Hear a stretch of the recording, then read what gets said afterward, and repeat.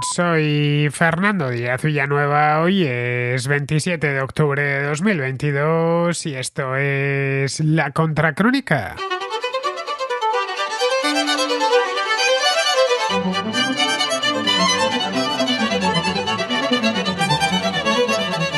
Xi Jinping acaba de ser renovado en su cargo para un nuevo mandato de 5 años como secretario general del Partido Comunista Chino. En China, el secretario general del partido se convierte automáticamente en presidente del país, ya que el Estado no es más que una prolongación del Partido Comunista. Esto convierte a Xi Jinping en el político que más poder ha acumulado en China desde que, hace ya casi medio siglo, murió Mao Zedong, dando comienzo a la segunda gran etapa histórica de la China popular. Tras los años de dictadura personal e intransferible que caracterizaron al maoísmo, el partido se decantó por el denominado liderazgo colectivo. Las diferentes facciones del partido se repartían el poder alternándose y equilibrándose entre ellas, mediante hombres de consenso que no pasaban más de 10 años al frente de la Secretaría General. Ese esquema ha llegado a su fin esta semana con el tercer mandato de Xi Jinping, consagrado por unanimidad en el 20º Congreso del partido. En unos meses le llegará la renovación al frente de la presidencia china, ya que el propio Xi Jinping se encargó hace 4 años, en 2018, de reformar la constitución del país para eliminar el límite de 2 mandatos al frente de la presidencia.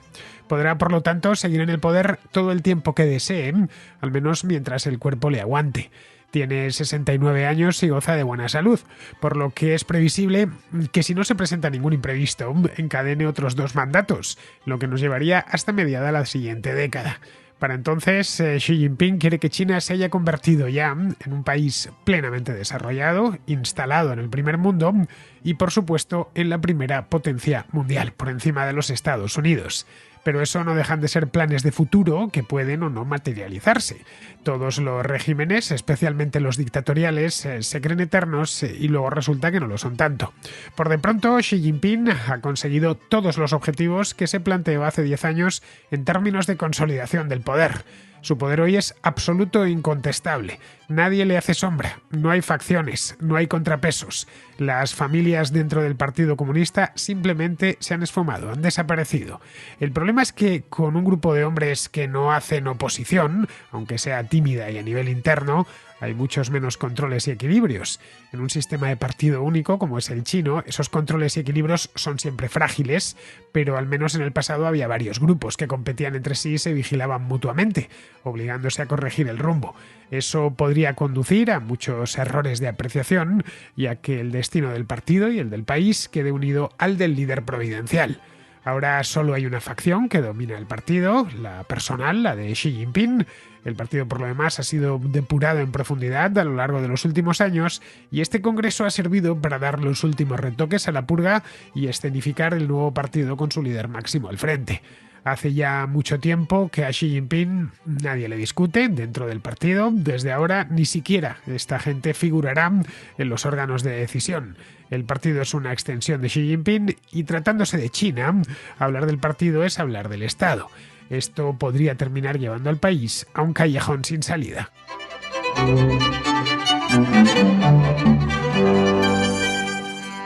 En la sesión de clausura del 20º Congreso del Partido Comunista Chino, un congreso que hemos visto aquí con detalle, este es el tercer programa que hago sobre este tema, y si he hecho 3 programas es porque es un tema muy importante. Yo no traigo nada a los contraescuchas que no sea de la máxima importancia a escala internacional.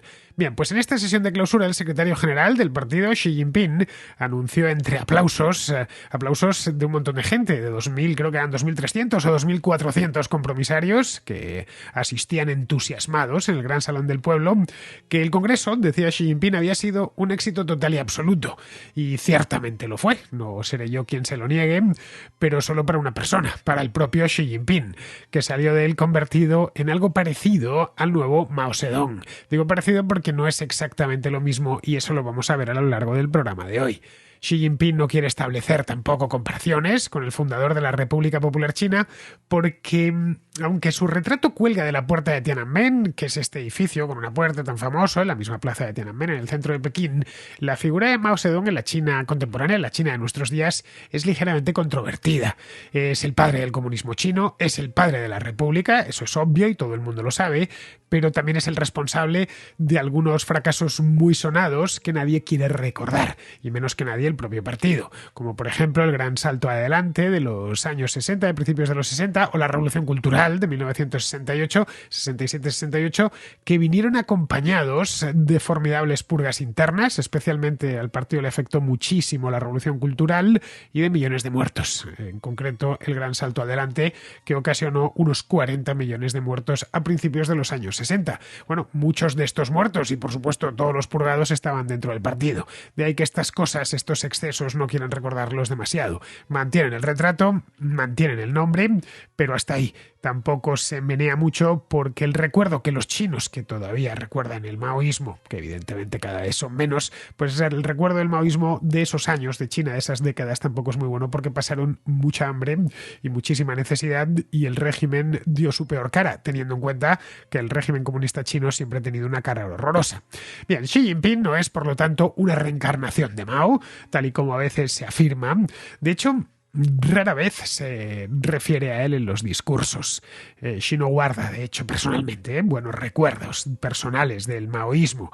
Su padre, un alto cargo del partido en los años 50, Xi Jinping, nació en el 53, poco tiempo después de que triunfase la Revolución China, que triunfó en el 49, es decir, tenía 4 años, y es uno de esos que en China conocen como los príncipes de la Revolución, los hijos de los altos cargos. Le fue muy bien al padre, fue un tipo muy importante en el partido, en el país, estuvo en la cúpula del poder, pero luego fue purgado y encarcelado durante la Revolución Cultural, como os decía antes, y pasó varios años en arresto domiciliario.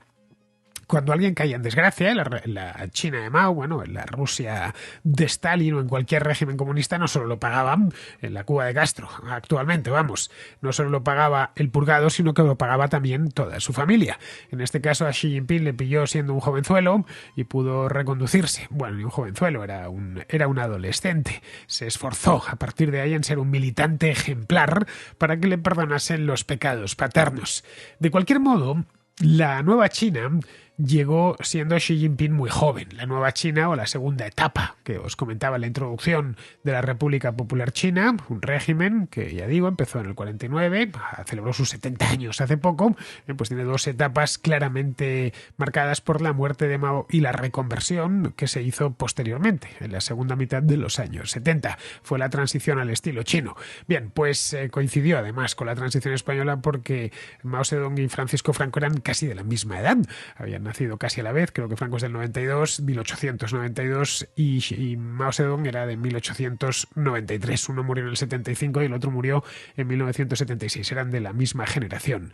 Bien, esta nueva China, que amaneció pues allá por el año 77-78, pues la muerte de Xi Jinping le pilló la muerte de Mao Zedong le pilló a Xi Jinping con 23 años, y eso cuando murió Mao, y con 25, cuando dieron comienzo las grandes reformas económicas, o por lo menos el anuncio de esas reformas. Así que si en la China de Mao todo orbitaba en torno a la idea de la revolución, en la que vino tras él la idea central que justificaba la existencia de la República Popular China era la modernización. Xi Jinping es un creyente fervoroso en la idea de la modernización, que en cierto sentido no es tampoco nueva esa idea de la modernización. Es una obsesión de las élites chinas desde la segunda mitad del siglo XIX, cuando tras la humillación en las guerras del opio, que os conté pormenorizadamente la semana pasada en la contrahistoria, que los tratados desiguales que siguieron a las guerras del opio, fue realmente algo muy humillante para los chinos de entonces y que lo siguen recordando. Os comentaba al terminar la contrahistoria este viernes que todavía hoy este asunto de la guerra del opio y los tratados que les hicieron firmar, primero los británicos, los franceses, los rusos, etcétera, y otras potencias occidentales, es algo que los chinos es una espina, que los chinos todavía hoy, y han pasado más de 150 años, siguen teniendo clavada. Bien, pues a raíz de aquello, los tratados desiguales se firmaron en la segunda mitad del siglo XIX. Las guerras del opio fueron 2 en concreto, como os contaba en aquel programa. La segunda terminó en 1860. A partir de ahí, El que había sido poderosísimo imperio chino se vio sometido y humillado por las potencias occidentales, a quienes habían despreciado por completo hasta ese momento. Os contaba en este programa que hice, en esta contrahistoria, que en Pekín no había ni embajadas, porque no podía haber embajadas, porque el emperador no veía al resto de reyes o al resto de gobernantes del mundo como iguales.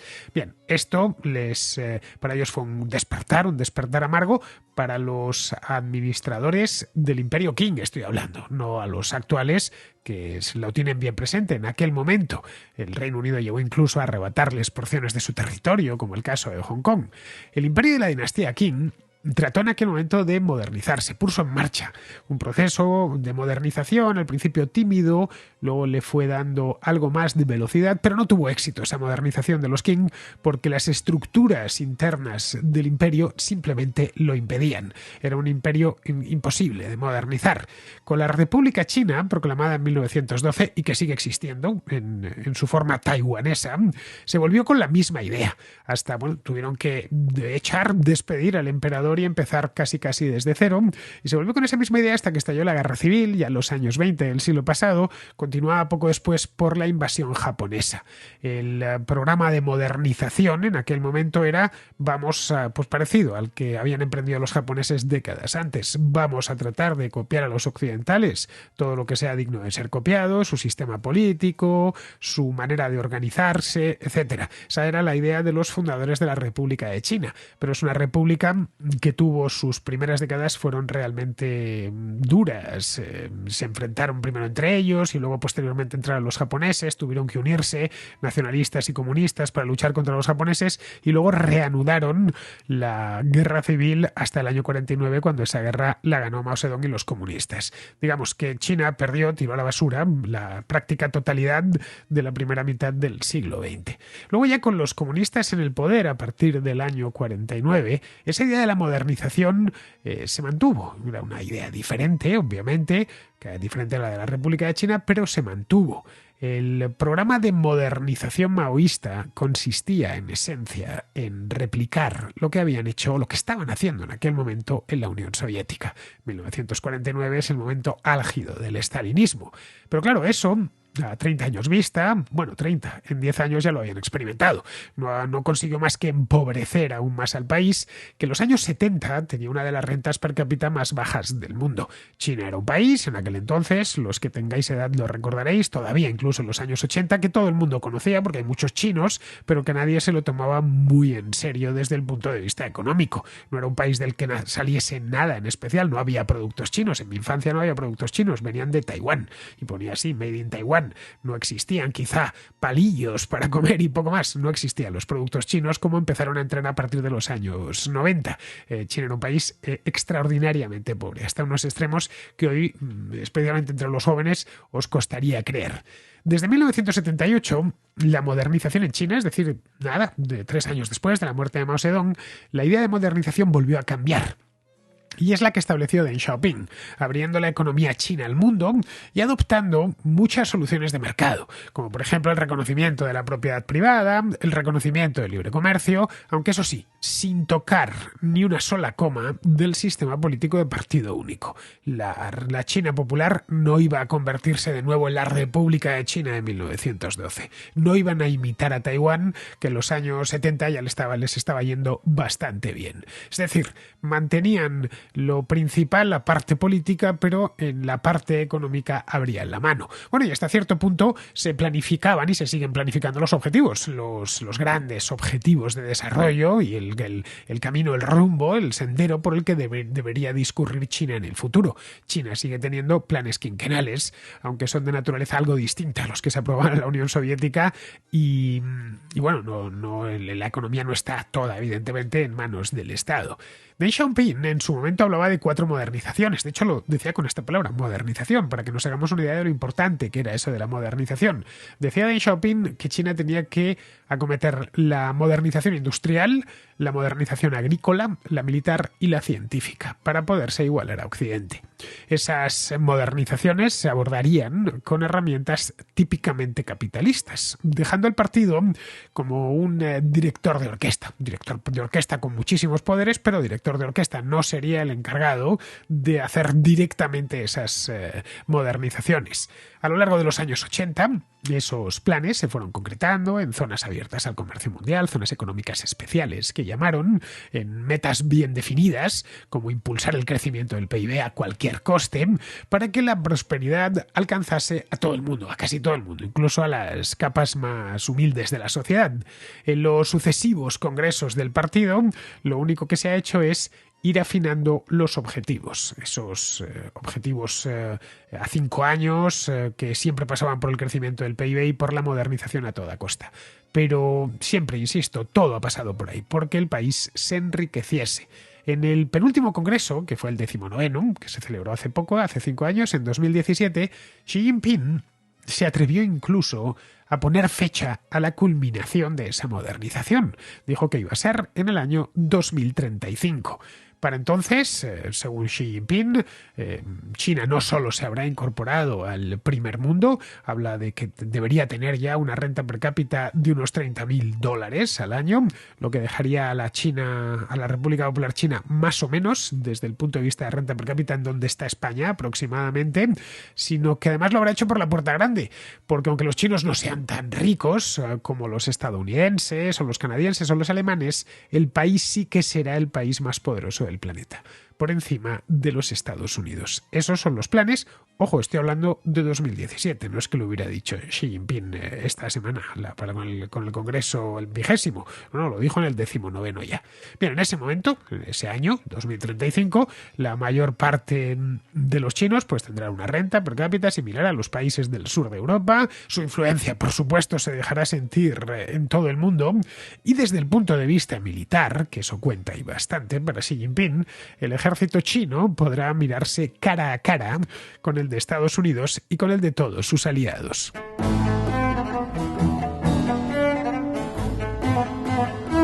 No sabemos si lo conseguirán, es decir, si en 2035 efectivamente los chinos tendrán una renta parecida a la de españoles o italianos y será el país más poderoso del mundo con diferencia, dado que el plan es extremadamente ambicioso. No en la parte de la renta per cápita, que eso si lo hacen bien por supuesto que podrían conseguirlo, incluso superar a los países del sur de Europa, sino en la parte del poderío mundial, de ser el país más poderoso del mundo.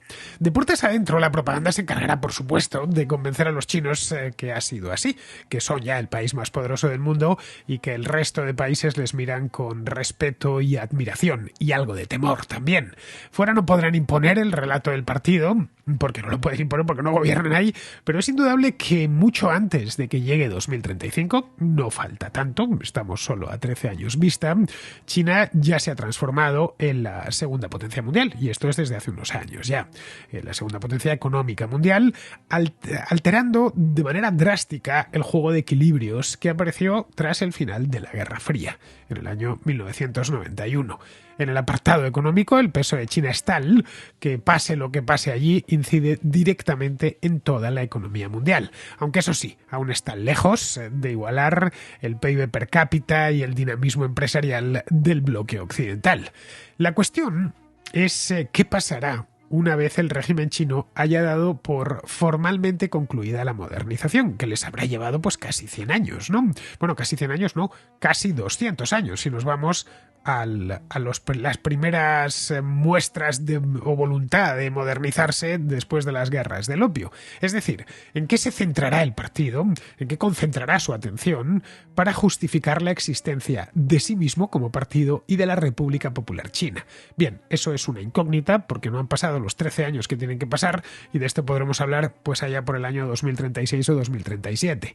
Entre tanto, Xi Jinping, que pretende alcanzar esa fecha en el poder, para entonces tendrá 82 años, si la salud le sigue respetando y no hay ninguna conjura palaciega, puede llegar perfectamente con los 82 años al poder. Bueno, 80 años es lo que tiene, para que nos hagamos una idea, Joe Biden, y ahí le tenemos, ¿no?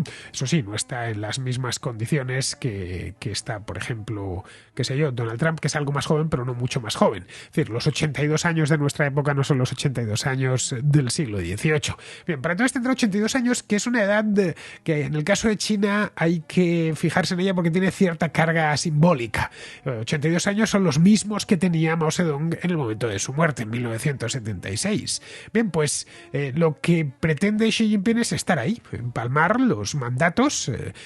Tampoco le queda tanto, sería en el tercer mandato desde ahora. Necesita ir uno hasta el final, el que le acaban de aprobar, hasta el final de la década, 5 años, y ya casi en el siguiente llegaría, pero en el le haría falta un tercero, y el final, 3 mandatos, 3 lustros, y estaría en el año 2035 comprobando si realmente China se ha convertido en lo que pretende que se convierta. Bien, eso no hace más que reafirmar la idea de que o la idea que intenta transmitir a los chinos desde hace muchos años, de que esos objetivos tan ambiciosos, tan ilusionantes para muchos, solo se podrán culminar adecuadamente gracias a un líder providencial y obviamente todopoderoso, que guía al partido y al país hasta que China alcance las metas impuestas por el propio partido, mejor dicho, por el propio Xi Jinping. De ahí la obsesión de este hombre con el caudillaje, con la necesidad de un hombre fuerte, que se encargue de que lo sepa todo y que se encargue de todo, que lo vigile todo. Esto del caudillaje es algo que en China, como os comentaba al principio, se abandonó hace tiempo. Se abandonó hace casi medio siglo, en los años 70. ¿Por qué? Pues por los peligros que entrañaba ese mismo caudillaje para el partido, no tanto para el país, porque al Partido Comunista Chino siempre le ha importado bastante poco la suerte de los chinos, y a los hechos me remito, pero sí para el partido. Pero claro, la China de hoy no es la China de 1978. Es un país muchísimo más rico. Los chinos, evidentemente, los que tienen edad, no han olvidado las privaciones del pasado, y el que no lo vivió, la época del maoísmo, pues se lo ha contado su padre o se lo ha contado su abuelo. Y creen que el bienestar, muchos de ellos, creen que el bienestar del que disfrutan ahora, que es indiscutible en comparación con el malestar que tenían los chinos de los años 70, se debe a los sabios hombres del partido que supieron en su momento imprimir un nuevo rumbo a la revolución, abriéndoles a la sociedad de consumo. El chino de a pie, además, estamos hablando de un país que tiene 1.400 millones de habitantes. Evidentemente hay de todo, como es lógico, pero que es un continente, un mundo en sí mismo. Pero el chino de a pie suele ignorar el mundo exterior. Su relación con Occidente es muy superficial. Por lo poco que conoce de él, el chino de a pie, insiste, admira el desarrollo económico de los Estados Unidos o de Europa Occidental, pero claro, no puede envidiar las libertades de las que disfrutan los europeos o los estadounidenses. Son libertades que ese chino nunca ha conocido y que además el partido insiste en recordarle una y otra vez en que son perjudiciales porque fracturan la sociedad y crean inestabilidad. Es decir, que esa idea que tenemos, ese consenso que tenemos en Occidente de que la democracia liberal es el menos malo de todos los sistemas políticos, en China no opinan lo mismo. El chino de a pie estoy hablando, por supuesto, los miembros del partido piensan que la democracia liberal es lo peor del mundo, pero el chino de a pie considera que eso sería dar algo parecido a un salto al vacío. Tampoco tiene muchas oportunidades de informarse de lo que pasa afuera. No olvidemos que existe un cortafuegos que impide que cualquier opinión o información que sea contraria a los intereses del partido se frene el acto. La disidencia en China se paga bastante cara. Se la pagan cara hasta fuera del país, ya dentro ni digamos. En este aspecto, la China de Mao y la China de los que vinieron después no se han diferenciado mucho. El que le planta cara al partido, ya sea a escala local o a escala nacional, sabe lo que le espera por delante, que va desde la cárcel hasta un pelotón de fusilamiento. Sí que no compensa demasiado ser disidente. Bueno, y aunque no se sea disidente, un simple periodista que quiere denunciar pues a un jefe del partido en su localidad porque se lo está llevando por lo que sea. En ese caso, en el momento en que la cosa se mezcla con política, ese periodista puede terminar bajo tierra, cosa que ha sucedido bastantes veces. Bien, para este chino de a pie, que le están contando desde que era un niño que el partido es necesario, es imprescindible para que China siga existiendo, pues le parece en cierta medida lógico que esa entidad tan benéfica se personifique en un líder carismático, un tipo con mano de hierro, pero eso sí envuelta en un guante de seda, una suerte de tirano benévolo, que se preocupe por el pueblo. Del resto, pues ya se encarga la omnipresente propaganda, que habla de conceptos un tanto abstrusos que en Occidente nos cuesta entender. Algunos son fantásticos. Hay uno que lo llaman las cuatro conciencias. Las cuatro conciencias son la política, la general, la central y la de alineación. Me las he tenido que apuntar porque al ser tan abstruso pues se te olvida con facilidad. Luego tiene también las dos salvaguardas. En todos los casos son artefactos propagandísticos creados por el régimen para apuntalar la figura de Xi Jinping. Y el objetivo único que tienen es blindar en el poder al propio Xi Jinping. Algo que, por cierto, han conseguido sin que dentro del partido, que es el único lugar donde Xi Jinping podría encontrar oposición, aunque fuese a puerta cerrada, nadie se ha atrevido a cuestionarle, y mucho menos ahora. Todas las enmiendas a la Constitución y las reformas que se han ido haciendo, la Constitución actual china proviene de posmaoístas del año 1982, que se han ido haciendo a lo largo de los últimos años, han ido dirigidas a eso, a convertir el Partido Comunista Chino en un partido personal. Todo ha de pasar por él. Y en todos los niveles del partido le son perrunamente leales. Así cobra sentido, por ejemplo, esto de lo que os hablaba el martes, la innecesaria humillación a un anciano como Hu Jintao durante la clausura del Congreso, pero tenía su utilidad, ya que envía a los compromisarios el mensaje inequívoco de que Xi Jinping es el único líder. Y nadie, ni siquiera sus predecesores en el cargo, predecesores que se recuerdan a la perfección como Hu Jintao, que fue presidente del país y secretario general del partido durante 10 años, entre 2003 y 2013, bien, ni siquiera esos están a su nivel. Lo de Hu Jintao ha sido algo así como la traca de fin de fiesta. Antes de eso, depuró a fondo todo el partido, aprovechándose de que, en mayor o menor medida, todos estaban salpicados por algún caso de corrupción. Los que han sobrevivido lo han hecho gracias a una acreditada fidelidad al líder, que en la mayor parte de los casos es quien les ha puesto ahí. Convertir el partido en una extensión de una sola persona facilita mucho la labor de los observadores externos. Esa es la verdad. Hasta Xi Jinping era francamente complicado seguir las evoluciones de la política interna en China, porque eran muchas las familias que compartían las diferentes parcelas de poder. Era realmente complejo, os lo aseguro. Esas familias se aliaban o se enfrentaban siempre con la máxima discreción. Entre que eran muchos y la información llegaba con cuentagotas, era poco menos que imposible entender lo que estaba pasando en China. Eso sí, lo que se veía luego eran los resultados, esos no podían ocultarlos. Ahora ya solo es necesario seguir y entender a una sola persona. Lo que para los observadores es una ventaja indiscutible, y yo soy un observador de la política china, pues quizá no lo sea tanto para el partido. El sistema de liderazgo colectivo permitía enmendar algunos errores, se autocorregía sobre la marcha, la competencia siempre es buena, también en política, y evitaba que se acumulase demasiado poder en una sola persona. Cabría preguntarse cómo se habría, por ejemplo, gestionado en China la pandemia con otro presidente. No lo sabremos, evidentemente, porque no ha sucedido, pero es probable que Hu Jintao o Jiang Zemin hubiesen adoptado otro enfoque menos maximalista. La política de secretismo extremo primero y de COVID-0 después no solo ha dejado el prestigio exterior de China por los suelos, sino que ha supuesto un coste inmenso para su economía. El gasto de los consumidores se ha hundido a causa de los continuos confinamientos, caprichosos además, y las restricciones draconianas impuestas por el gobierno. El mercado inmobiliario está en crisis, el desempleo juvenil se les ha ido al 20%, el crecimiento económico además ya no es el que era. China, que durante la primera década de este siglo crecía a ritmos superiores al 10% siempre, bueno, en ocasiones superiores al 12%, llegó a crecer un año, que fue 2007, el 14% en un año, bien, ha registrado crecimientos siempre inferiores al 8% desde que Xi Jinping está en el poder. En el exterior, además, ya no se percibe a China como una potencia en ascenso, pero esencialmente pacífica. Europeos y estadounidenses miran con desconfianza al país y se replantean las inversiones allí. Ya no es el dorado de otros tiempos, sino un campo de minas un tanto imprevisible. En la última semana, no sé si lo habéis leído, coincidiendo con el Congreso del Partido y la elevación a los altares de Xi Jinping, inversores de todo el mundo han empezado a vender de forma masiva sus acciones en empresas chinas. No tanto por su preocupación por la inexistente democracia, ya sabéis, el dinero no huele, sino porque esta concentración de poder en una sola persona es malo para los negocios, incide directamente en la economía. Xi Jinping se ha rodeado de leales, pero los leales no son siempre los más capaces. Su visión es además mucho más estatista que la de sus predecesores. Lejos de querer acabar con las ineficientes y corruptas empresas estatales, pretende reforzarlas. Los inversores, además, temen nuevos impuestos sobre la riqueza y el patrimonio, las ganancias del capital. Y claro, el ambiente para hacer negocios está mucho más enrarecido del que estaba, de lo que se respiraba en China hace 10 o 12 años. Para Xi Jinping, obviamente, eso no es un problema. está persuadido de que China ya es lo suficientemente rica y poderosa como para soportar algo así.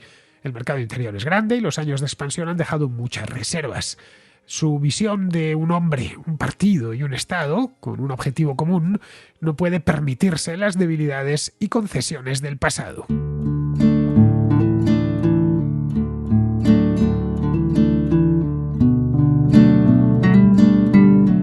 Si tienes un negocio, la póliza fácil de CESCE para pymes te interesa porque te protege contra el posible impago de tus clientes.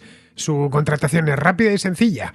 Puedes saber el precio del seguro inmediatamente con su simulador online o puedes recibir la llamada de un agente que te asesore. Además, es muy fácil de utilizar. Gestionar la póliza no te supondrá ninguna carga administrativa. Y la gran ventaja es que tus riesgos de impago estarán cubiertos por CESCE y eso situará a tu pyme en una posición más sólida para competir.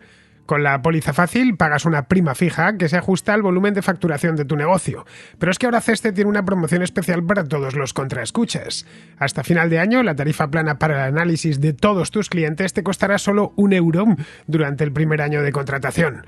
Para saber más sobre esta tarifa y beneficiarte de esta oferta exclusiva, entra en ceste.es/póliza-fácil, donde encontrarás una sencilla calculadora para calcular el coste, las coberturas y ver los grandes beneficios de la póliza fácil de Ceste.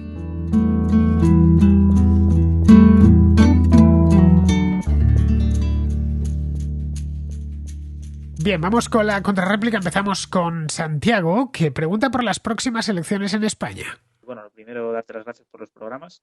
Y quería saber tu opinión sobre las elecciones del año que viene. Yo tengo 23 años, o sea que, no sé, creo que vas a poder arrojar luz a la pregunta que tengo. Bueno, básicamente, aunque no he votado ni lo haré, sí que creo que convendría que volviera a salir el PSOE en las elecciones del año que viene, a pesar de que, obviamente, mm, me produce mucho rechazo, pero vamos.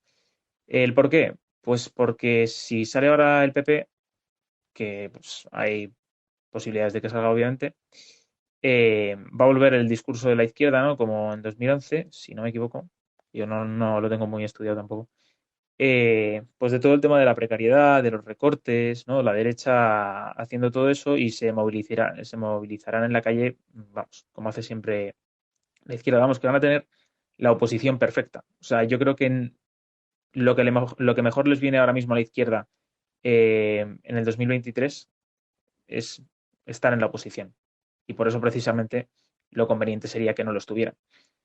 Eh, por varias cosas en realidad, ¿no? Porque cómo está la inflación, cómo están los tipos, luego además que el Banco Central Europeo ya no pone tan fácil, ¿no? El rescatar a los países como Grecia, España, Italia y demás, ¿no?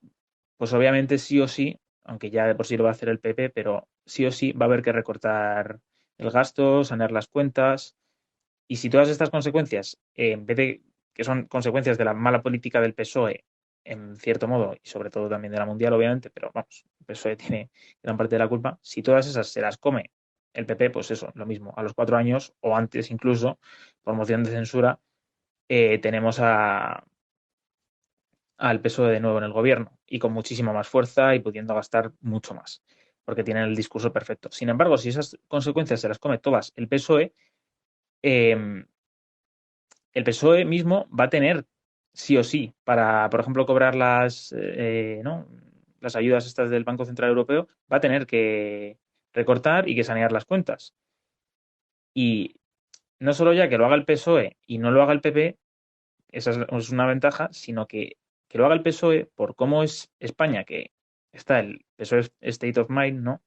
Como cuenta también uno, no me acuerdo, pero es otro que también está por aquí por YouTube. Eh, pues como prácticamente la mayoría de la población defiende lo que, bueno, no, el PSOE State of Mind, defienden lo que diga el PSOE, básicamente. No la mayoría de la población, porque la mayoría de la población perdón, le da igual la política, básicamente. Eh, pero eso, como defienden lo que sea, pues van a defender los recortes y el saneo de las cuentas, ¿no? Del PSOE, todos sus votantes. Y por lo tanto ahí nosotros vamos a ganar en que se va a mover la ventana de Overton. ¿Sabes? Al final la propia izquierda va a estar defendiendo pues esos recortes. Y bueno, que me queda así, que vale, que por una parte me parecería esto buena idea, pero por otra no sé si es conveniente para el país porque estando como estamos con la inflación, los tipos de interés, si encima entramos en recesión y, y eso, que podría llevar a esta inflación y todo eso, que es un escenario que no es descartable, pues se puede ir, no sé, a lo mejor entramos en un punto de no retorno, ¿no? Y de que se vaya todo a la mierda y nos convertamos en poco menos que Argentina, porque si no va a estar rescatando el Banco Central Europeo y parece ser que no lo va a hacer, o al menos eso dice, que luego lo hará, porque somos de la Unión Europea, ¿no? Pero eso, no sé, quería saber tu opinión porque eso, creo que sería mejor que saliera el PSOE para que luego ya el PP volviera con más fuerza, que no soy partidario tampoco del PP, pero hombre, algo mejor que el PSOE es. Muy poco, pero algo. Y nada, muchas gracias, Fernando, y perdona que haya sido un poco largo. Bueno, Santiago, falta aún un año para las elecciones generales. Las municipales y regionales serán antes, el 28 de mayo, pero las generales no serán hasta otoño. El 10 de noviembre se cumplirán 4 años de las últimas, así que habrá vencido la legislatura y Sánchez tendrá que convocar. Si es que tendría que haber convocado antes, claro. No tengo ni idea de quién va a ganar las elecciones. Las encuestas, eso sí, apuntan al PP, pero tendrá que contar con Vox para gobernar. Digo, lo que nos transmiten las encuestas. Vamos, que es posible que suceda algo similar a lo de 2012. Cuando llegó Rajoy se encontró con la economía devastada. A partir de ahí, Rajoy y sus muchachos hicieron todo lo que estuvo en su mano para que la crisis durase un par de años más. Subieron los impuestos de manera salvaje, por cierto, y aunque rebajaron algo el gasto, lo hicieron en una medida muy suave. Así que la verdad, Santiago, en serio, da igual quién gane. El que se encuentre tendrá que acometer un ajuste que se hará, de eso no te quepa la menor duda, a costa del sector privado para salvar de nuevo al sector público, que es lo que pasó la última vez. Y aquí hay que señalar algo importante, que a veces se nos olvida. España es como es porque los españoles quieren que sea así. Si el Estado es gigantesco es porque a los españoles les gusta, tanto a los que se dicen de izquierda como a los que se dicen de derecha. El famoso estado del bienestar es sagrado en España. Llevamos ya muchos años costeándolo con deuda, pero eso la mayor parte de la gente no lo sabe. Simplemente quiere que le garanticen la pensión, que le den sanidad, educación y una buena gama de ayudas, cursos, subsidios, etcétera.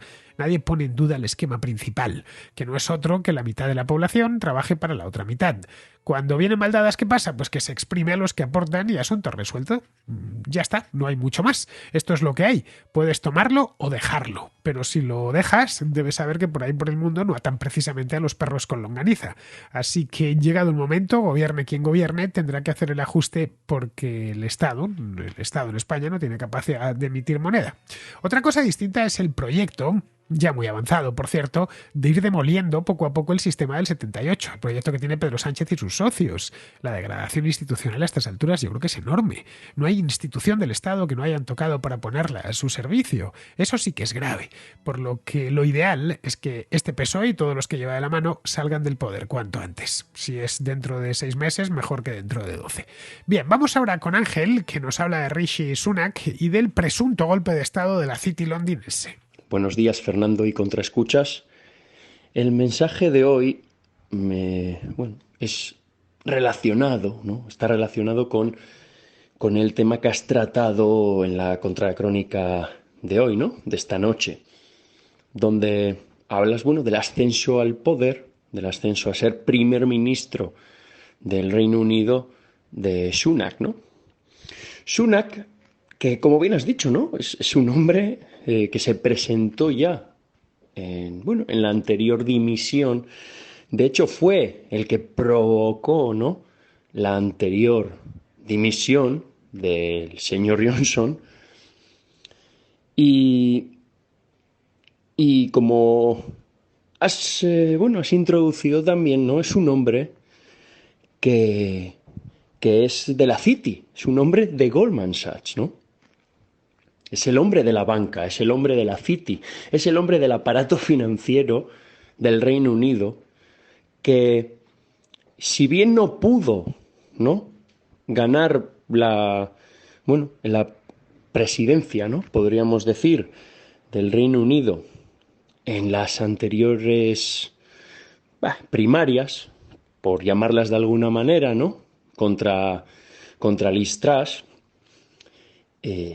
yo personalmente pienso que lo que ha organizado aquí la City porque esto ha sido la City que ha hecho quebrar al Reino Unido, ha sido un golpe de Estado.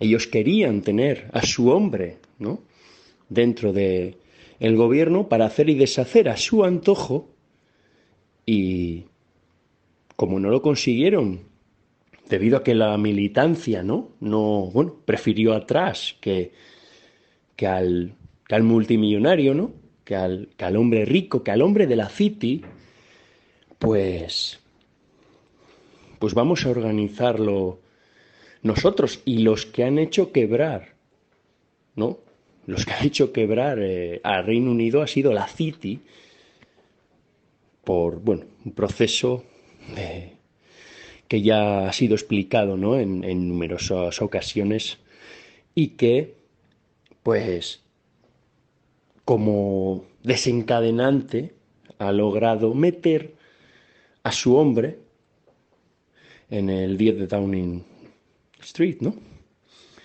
No sé cómo lo veis los demás contraescuchas, cómo lo ves tú, pero bueno, yo, sinceramente, para mí es un golpe de Estado en toda regla lo que le han organizado a esta señora, ¿no?, que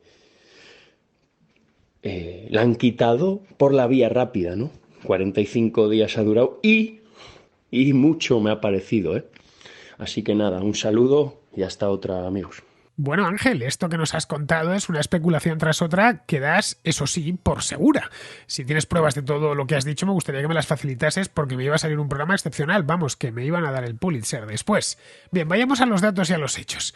Rishi Sunak trabajó efectivamente en Goldman Sachs, pero es que lo hizo hace 20 años y tampoco mucho tiempo, ¿eh? Entre 2001 y 2004, pues cuando era un veinteañero, entre los 21 y los 24 años. Estaba recién licenciado en Oxford. Trabajar en un banco de inversión como Goldman Sachs no te convierte en un hombre de la City. Esa empresa tiene 45.000 empleados repartidos por todo el mundo y Sunak ni siquiera ocupó puestos directivos porque era muy joven en aquel entonces. Tras dejar el banco se puso a trabajar en un fondo, el Children's Investment Fund, que es un fondo que invierte en el mercado y realiza donaciones a organizaciones caritativas, entre ellas el Children's Funds, de ahí el nombre, ¿no? Bien, ahí pasó 6 años y en 2010 creó su propio fondo con un socio y pasó a dirigir el fondo de inversión de su suegro, que es un millonario indio. Vamos, un currículum muy normalito dentro de ese mundillo, y más con uno que se ha casado con una rica heredera, ¿no? Yo conozco a gestores de fondos, a unos cuantos, y te aseguro que son gente normal, que se debe a su empresa y a sus clientes como en cualquier otro trabajo. Sunak en concreto es, o era, por lo menos, experto en fondos de cobertura, que es un tipo de fondos con mucho riesgo que utilizan una serie de técnicas de inversión que otros fondos no utilizan, como vender al descubierto, valerse de derivados como los CDS o los swaps. Vamos, no es nada raro, ¿eh? En Londres hay muchos fondos de cobertura operando. Aquella ciudad tiene un sector financiero muy potente y hay cientos de miles de personas que se dedican a eso. Y no por ello son hombres de la City, son simplemente trabajadores del sector financiero. La City, por lo demás, no es una persona ni una organización, es simplemente el barrio financiero de Londres y, por extensión, el sector que se dedica a las finanzas. Cuando decimos City, pues nos queremos referir a eso mismo, al sector financiero, bancos, aseguradoras y demás. Sus intereses, los intereses de los agentes de la City, a menudo son contrapuestos, ¿eh? Lo que le viene bien a la banca de inversión puede ser que a la banca comercial o a los traders de divisas o a las empresas de seguros pues no les venga tan bien. Por lo demás, el sector financiero es imprescindible en una sociedad compleja, en una economía compleja como la nuestra, porque redirige ahorro hacia inversión productiva, de la cual todos nos beneficiamos. Si Liz Truss ha pasado solo 45 días en Downing Street, se ha debido a que es una insensata, nada más. Se creyó que el Reino Unido es Estados Unidos y que la libra es el dólar. Y eso de anunciar una bajada de impuestos financiándola con deuda solo puede hacerlo el gobierno de Estados Unidos porque todo el mundo demanda dólares, pero no el Reino Unido y su libra esterlina, que es una divisa importante, pero que está muy lejos del dólar. Quiso emular a Ronald Reagan en 1981 y no le salió porque no podía salirle. Los inversores descontaron que si el déficit se disparaba, pues tendría que presentar suspensión de pagos y todo se vino abajo. Vamos, que no hubo conspiración ni nada parecido, tan solo un proceso de mercado perfectamente razonable. Pero bueno, si tienes pruebas de lo que comentas, te ruego, por favor, que me las pases cuanto antes, porque es que doy el petardazo, ¿eh? Pero bueno, esto funciona así. Para afirmar algo con la rotundidad que lo has hecho, pues siempre es así. No hay otra, tienes que aportar pruebas. De lo contrario, no pasa de ser una conjetura. Bien, pues vamos a terminar ya. Vamos con Pizarro, que nos habla de esto mismo, de Rishi Sunak. El siguiente en la ristra de primeros ministros británicos en pasar por la parrilla del 10 de Downing Street ha llegado para evitar unas elecciones, la total descomposición del partido Tory y dejar de sacudir con ocurrencias la tambaleante economía británica. Así que para durar más que su predecesora tendrá que hacer únicamente lo que menos ruido genere, a saber, aumentar el gasto, la deuda y los impuestos, y mentir sobre los plazos, la recuperación y las reformas. Todo ello no para solucionar nada, sino tan solo para tener más tiempo para nuevas mentiras y nuevas chapuzas. Un gran saludo de Pizarro. Y hasta aquí, queridos amigos, llega la contracrónica de hoy. Mañana es viernes y habrá contrahistoria, por supuesto. La de la semana pasada que hicimos, que la han visto ya, la han escuchado. Mejor dicho, bueno, escuchado y visto porque es que nos vieron, como lo hacíamos los que nos acompañaron al viaje a Zamora, los 48 contraescuchas que nos acompañaron hasta Zamora a pasar el fin de semana pasado, y la hicimos allí en una salita del Hotel AC de Zamora, estupendamente. Fue un completo éxito, y no es porque lo diga yo, sino porque la contrahistoria, ya está hecha, ya está grabada, y me lo pudieron decir a mí, Alberto, nos lo dijeron los propios contraescuchas que estaban allí presentes. Les gustó bastante, va sobre iconografía románica, así que si os interesa, me llevé micrófonos, me llevé una mesa, en fin, que traté de hacerlo lo más profesional posible, y creo, por lo que he podido escuchar, que la calidad es buena, no al mismo nivel, evidentemente, que tengo en el estudio, pero una cosa muy, pero que muy profesional. Y sobre todo, lo más importante, tratamos un tema muy interesante como es el de la iconografía, es decir, la pintura y la escultura durante el románico. El lugar donde la hicimos, además, era perfecto porque Zamora es la ciudad de Europa que más iglesias románicas tiene. Bien, pues con esto, queridos amigos, me despido de vosotros. Hasta mañana.